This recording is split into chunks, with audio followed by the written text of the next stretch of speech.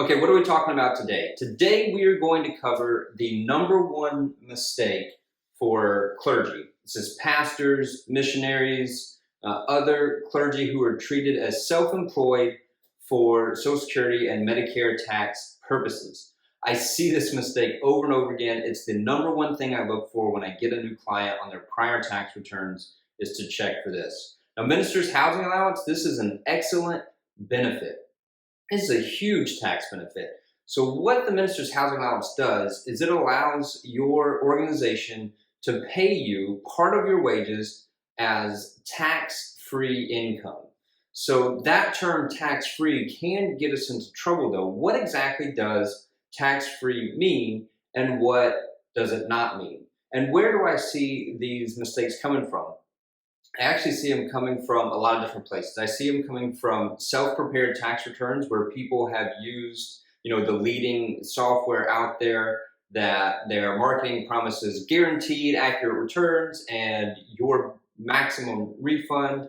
I've seen them coming from the big box chains where they make similar marketing promises as well. And I've even seen some come from quality CPAs or enrolled agents and other tax preparers who simply aren't familiar with this area of the tax code because it is a little bit unique.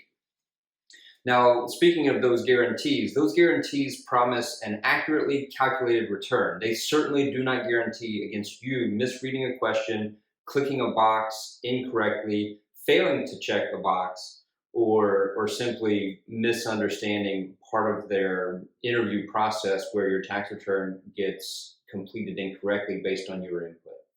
They do not guarantee anything against that. And so what is this number one mistake that I see? It's not paying self-employment tax on your minister's housing allowance. Now, some of you might be opted out, in which case this would not affect you at all. But for the majority of you who are not opted out of Social Security and Medicare, this is a big deal. So why is it a big deal? Let's give some example numbers. Let's say that your housing allowance is $20,000 and your total pay is $50,000. That means $30,000 of your pay is subject to income tax. But you have that other piece because as a minister or as a missionary, you are treated as self-employed for Social Security and Medicare purposes. This is a completely different tax than income tax. So when people hear the term tax-free, they think, I don't have to pay any taxes on this. And I think that sometimes leads to preparing the tax return incorrectly. The truth is, you still owe self-employment tax, which is the Social Security and Medicare piece, on those wages. And so while $30,000 is subject to income tax, the full $50,000 is subject to self-employment tax. By failing to put that $20,000 on the SE form and pay self-employment tax on this, you would be underpaying your taxes by nearly $3,000 for a single tax year, giving this example wage base that we have. Now, if you multiply that times 3 years, which is as far as the IRS is typically allowed to go, there's some reasons why they can go farther back, but let's just keep it at the 3 years. Say you don't do this for 3 years, the IRS catches on, they send you a letter for all 3 years at one time. That's $3,000 a year times 3 years, that's $9,000 plus penalties and interest over those 3 years for underpaying your tax liabilities. You're gonna owe well over $10,000 if the IRS hits you with this letter once they catch this problem. A lot of people I know aren't going to be able to come up with that money to just write a check and pay that off at the time. So you want to make sure that you get this right. What's one thing you can do to make sure you have this right? Well, you want to check the SE form. The SE form is where it reports your Social Security and Medicare wages that are subject to the SECA tax. What you want to do is you want to look at your W-2. The MHA is not required, but I've always seen it reported in box 14. I would be surprised if your organization is not putting your MHA number in box 14. Box 1 is your taxable income for income tax purposes. Take that box 1, in this particular example, box 1 should be $30,000. Box 14 should say MHA or housing allowance of $20,000. Add those two things together, it's $50,000.